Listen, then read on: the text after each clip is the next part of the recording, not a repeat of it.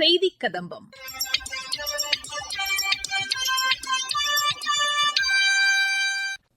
இன்றைய செய்திக் கதம்பத்தில் நாமக்கல் மாவட்டத்தில் நடைபெற்ற ஆசிரியர் கல்வி பயிற்சி நிறுவனத்தில் மத்திய அரசின் கல்வி அமைச்சகம் சார்பில் டிஜிட்டல் அறிவியல் திறனாய்வு தேர்வின் ஆசிரியர் தூதுவர்களுக்கான அறிமுக பயிற்சி வகுப்பு மற்றும் பத்மஸ்ரீ விருது பெற்ற திரு திருத்தணி சுவாமிநாதன் எமது செய்தியாளருக்கு அளித்த பேட்டி மற்றும் மத்திய அரசின் சமூக வலைதள பதிவுகள் உள்ளிட்டவை இடம்பெறுகின்றன.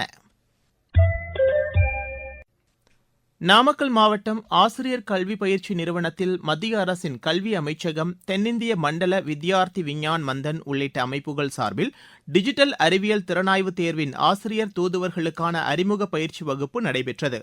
இதுகுறித்து எமது செய்தியாளர் வழங்கும் செய்தி தொகுப்பு.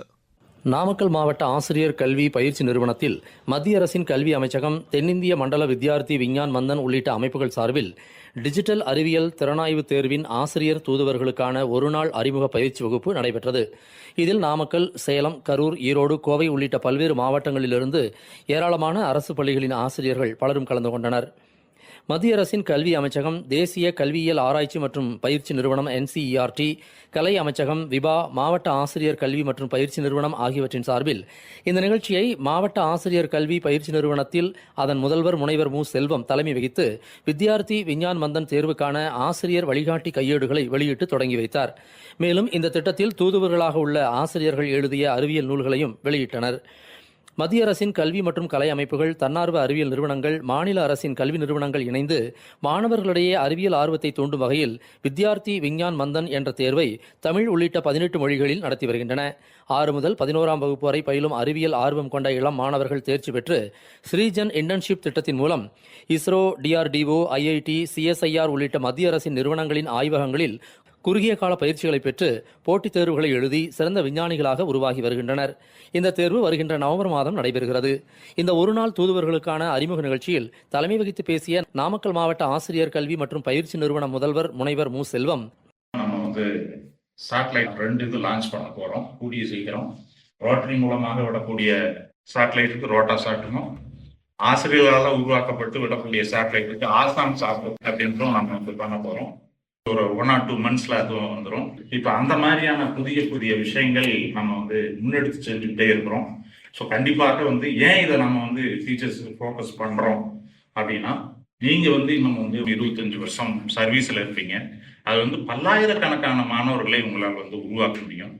டெலஸ்கோப் நீங்க நைட் எல்லாமே நிலவை படம் பிடிச்சி அனுப்பிச்சிட்டு இருக்கிறீங்க. அது பாத்தீங்கன்னா குழந்தைங்க, வயதானவர்கள், கம்யூனிட்டி பீப்புள், மியூசிக் ஸ்கூல்ல கொண்டு போய் அங்கே மியூசிக் ஸ்டூடெண்ட் காமிக்கிறீங்க. காலையில வாக்கிங் போகும்போது வாக்கர்ஸுக்கு காமிச்சிட்டு இருக்கிறீங்க. எப்படிலாம் போகும் அப்படின்றது இதை உடைச்சு வெவ்வேறு பரிமாணத்துல நீங்க இந்த விஷயங்கள் பண்ணிட்டு இருக்கீங்க. வித்யார்த்தி விஞ்ஞான் மந்தன் தேர்வு குறித்து அரசு பள்ளி மாணவ மாணவிகளிடம் ஆசிரியர்கள் விழிப்புணர்வு ஏற்படுத்தி மாணாக்கரை அதிக எண்ணிக்கையில் தேர்வை எழுத வைத்து விஞ்ஞானிகளாக உருவாக்க வேண்டும் என கேட்டுக்கொண்டார். மாவட்ட ஆசிரியர் கல்வி பயிற்சி நிறுவனமானது தொடர்ந்து அறிவியல் விழிப்புணர்வு ஏற்படுத்தி இன்னும் ஓரிரு மாதங்களில் சிறிய அளவிலான செயற்கைக்கோள்களையும் ஏவும் முயற்சியில் ஈடுபட்டுள்ளதாகவும், இது மியாவாக்கி காடுகள் குறித்த ஆய்வுகளை செய்யும் என்றும் குறிப்பிட்டார். நாங்கள் குறைந்த விலையில் நமது ஊரில் கிடைக்கும் பொருட்களை கொண்டு தயாரித்துள்ள வான்-நோக்கிகள் தமிழகம் முழுவதும் உள்ள அரசு பள்ளி மாணவ மாணவிகளிடையே வரவேற்பை பெற்றுள்ளதாகவும் கூறினார். மத்திய அரசின் கல்வி அமைச்சகம் நடத்தும் வித்யார்த்தி விஞ்ஞான் மந்தன் தேர்வை ஆண்டுதோறும் நாடு முழுவதும் சுமார் 2.5 லட்சத்திற்கும் மேற்பட்ட மாணவ மாணவிகள் எழுதுகின்றனர். தமிழகத்தில் உள்ள 12,000 என்ற எண்ணிக்கையை பல மடங்கு ஆசிரியர்கள் உயர்த்த வேண்டும் என்றும் அவர் கேட்டுக்கொண்டார்.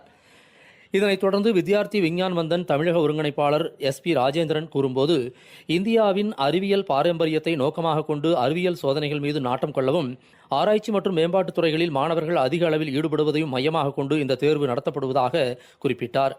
இந்த தேர்வின் தென்னிந்திய ஒருங்கிணைப்பாளர் G. கண்ணபிரான் கூறும்போது, 6 முதல் 11ஆம் வகுப்பு வரை படிக்கும் அறிவியல் ஆர்வம் கொண்ட இளம் மாணவர்களை சிந்திக்கும்படி வளர்த்தெடுக்கவும், பள்ளி அளவில் வெற்றி பெறுபவர்களுக்கு சான்றிதழ், மாநில அளவில் வெற்றி பெறுபவர்களுக்கு ரொக்கப்பரிசு, தேசிய அளவில் வெற்றி பெறுபவர்களுக்கு உயரிய ரொக்கப்பரிசு, கேடயம் வழங்கப்படுகின்றன. மாணவர்களின் அறிவியல் சிந்தனை, ஆராய்ச்சி அறிவை வளர்த்தல், அறிவியல் துறையில் திறமையுள்ள இளம் மாணவர்களை கண்டறிந்து அவர்களுக்கு வழிகாட்டுதல் ஆகியவற்றை நோக்கமாக கொண்டு இந்த தேர்வு வடிவமைக்கப்பட்டுள்ளது என ஆசிரியர்களுக்கு விளக்கமளித்தார். இந்த ஒருநாள் ஆசிரியர் தூதுவர்களுக்கான அறிமுக பயிற்சி நிகழ்ச்சியில் நாமக்கல் தன்னார்வ தொண்டு நிறுவன நிர்வாகிகள், அரசு பள்ளி ஆசிரியர்கள், மாவட்ட ஆசிரியர் கல்வி மற்றும் பயிற்சி நிறுவன பேராசிரியர்கள் கலந்து கொண்டனர். பத்மஸ்ரீ விருது பெற்ற திரு திருத்தணி சுவாமிநாதன் எமது செய்தியாளருக்கு அளித்த பேட்டி. திருச்சிற்றம்பலம். நம்முடைய இந்திய பெருநாட்டிலே தமிழகத்திற்கு ஒரு தனி சிறப்புடைய நாடாக நாங்கள் எல்லாம் உணர்கின்றோம். இது உலகறிந்த உண்மையாகும். காரணம், திரும்பின பக்கமெல்லாம் ஆலயங்கள், அங்கே அருளாளர்களுடைய தோற்றங்களும் நிறைய உண்டு. சிறப்புடையதாக விளங்குவது நம்முடைய தமிழகமாகும். மணிவாசக பெருந்தகை சொல்லுகின்ற பொழுது, தென்னாடுடைய சிவனே போற்றி, அதனைத் தொடர்ந்து எந்நாட்டவர்க்கும் இறைவா போற்றி என்று சொல்லுவார். நம்முடைய அருளாளர்களும் நிறைய தோன்றி, சமயக்குறவர்கள், சந்தானக்குறவர்கள் போன்ற அருளாளர்கள்லாம், சித்தர்கள்லாம் நம்முடைய தமிழகத்திலே சிறந்து விளங்குகின்றார்கள். பல அற்புதமான பாடல்களும் நிறைந்து நிற்கின்ற மாநிலம் இருக்கும் என்றால் அது தமிழகமாகத்தான் இருக்க முடியும். சிறப்பாக திகழ்கின்ற 12 திருமுறை தேவார திருவாசகங்கள், அதனுடைய வரலாறுகளை எல்லாம் தமிழகம் அறிந்த ஒன்று. தஞ்சையை ஆண்ட ராஜராஜ சோழனுடைய காலத்திலிருந்து இந்த திருமுறைகளை வெளிக்கொணர்ந்த பெருமை அவருக்கே உரியதாகும். கல்வெட்டுகளை நாம் பதிந்திருப்பதாக நாம் அறிகின்றோம். அவருடைய காலத்திலே தஞ்சை ஆலயத்திற்கு 48 பிடாரர்கள் நியமனம் செய்து அவர்களுக்கு இசைக்கருவிகளும் துணையாக இருவரை அமைத்து அவர்களுக்கு மானியம் போன்ற உதவிகளையும் அரசர்களுடைய காலத்திலிருந்து தொன்று தொட்டு வளர்ந்து வருவது தமிழகம் அறிந்த உண்மை. இன்றைய காலகட்டத்திலே ஊதிய உயர்வு இருந்தாலும் பழங்காலத்திலே மிக கடினமான ஒரு சூழ்நிலையை தேவார திருமுறை திருமடங்களிலும் ஆலயங்களிலும் வளர்த்த பெருமை ஓதுவாமூர்த்திகளுக்கே உரியதாகும். அன்று தொட்டு இன்று வரை அதை அவர்கள் காப்பாற்றி வருகின்றார்கள். மத்திய அரசு பத்ம விருதினை வழங்கி இருக்கின்றார்கள். எங்களுக்கெல்லாம் உதவி புரிந்த அத்துணை நல்ல உள்ளங்களுக்கும் நன்றியை தெரிவிப்பதோடு, மத்திய அரசினுடைய தலைமைக்கும் செயல்படுத்துகின்ற நிலையங்களுக்கும் எங்களுடைய மனமார்ந்த நன்றியினை தெரிவித்துக் கொள்கின்றோம். புதிய வருமான வரி சட்டம் குறித்து வருமான வரித்துறை சார்பில் வர்த்தக சங்க நிர்வாகிகளுக்கு விழிப்புணர்வு நிகழ்ச்சி நடைபெற்றது குறித்து எமது நீலகிரி செய்தியாளர் வழங்கும் தகவல்கள். கோயம்புத்தூர் வருமான வரித்துறை நீலகிரி வர்த்தக சங்கத்துடன் இணைந்து உதகையில் புதிய வருமான வரி சட்டம் 2025 மற்றும் வருமான வரி விதிகள் 2026 குறித்த விழிப்புணர்வு நிகழ்ச்சியை நடத்தியது. புதிய சட்டம் கடந்த ஏப்ரல் 1ஆம் தேதி முதல் அமலுக்கு வந்துள்ளது. இந்த சட்டத்தை வர்த்தகர்கள் அறிந்து கொள்ளும் வகையில் வருமான வரி தலைமை முதன்மை கமிஷனர் சஞ்சய் சங்கர் சட்டத்தின் முக்கிய அம்சங்களான டிஜிட்டல் முதன்மை நடைமுறை, நியாயமான வரி விகிதங்கள் மற்றும் தொழில்நுட்பம் சார்ந்த இணக்கத்தை விளக்கினார். முதன்மை கமிஷனர் தின்கர் பிரசாத் புதிய சட்டத்தின் அவசியத்தை எடுத்துரைத்தார். புதிய சட்டம் குறித்த தொழில்நுட்ப விளக்கத்தை கூடுதல் கமிஷனர் செந்தில்குமார் வழங்கினார். கார் சேது மற்றும் கார் சாந்தி போன்ற விளக்க காணொலிகள் திரையிடப்பட்டன. வரிதாரர்களுக்கு உதவிட உருவாக்கப்பட்ட புதிய AI செயலி கார் சாத்தியும் அறிமுகப்படுத்தப்பட்டது. கலந்துரையாடல் மற்றும் கேள்வி பதில் அமர்வில் பல்வேறு துறைகளைச் சேர்ந்த பங்கேற்பாளர்கள் கலந்து கொண்டு சந்தேகங்களை தெளிவுபடுத்தினர். மத்திய அரசின் சமூக வலைதள பதிவுகள். மத்திய சுகாதாரத்துறை அமைச்சர் திரு JP நட்டா எபோலா நோய்க்கான தயார்நிலை நடவடிக்கைகளை ஆய்வு செய்ததாகவும், இதுவரை இந்தியாவில் இந்த நோய் குறித்த பாதிப்பு இல்லை என்றும் சுகாதார அமைச்சகம் தெரிவித்துள்ளது. டிபி முக்து பாரத் அபியான் 100 நாள் முகாம் நடைபெறுவதை முன்னிட்டு மத்திய சாலை பாதுகாப்பு அமைச்சகம் வெளியிட்டுள்ள செய்தியில், சரியான நேரத்தில் முழுமையான மருந்துகள், முறையான சுகாதாரம் மற்றும் நல்ல ஊட்டச்சத்து ஆகியவற்றின் மூலம் காசநோயை முழுமையாக குணப்படுத்த முடியும் என்றும், காசநோய் இல்லாத இந்தியாவை உருவாக்க அனைவரும் உதவ வேண்டும் என்றும் கேட்டுக் கொள்ளப்பட்டுள்ளது.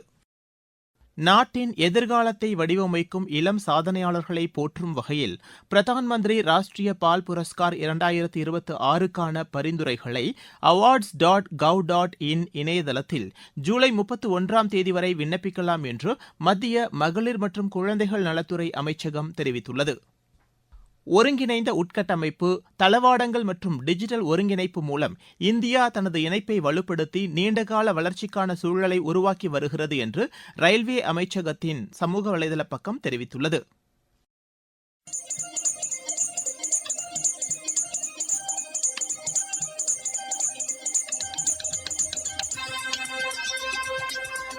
இத்துடன் இன்றைய செய்திக் கதம்பம் நிறைவு பெறுகிறது.